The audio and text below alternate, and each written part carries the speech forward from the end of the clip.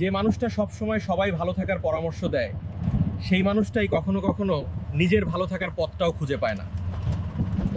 অন্যের হাসির আড়ালে সে নিজের নীরব কান্নাটা লুকিয়ে রাখে।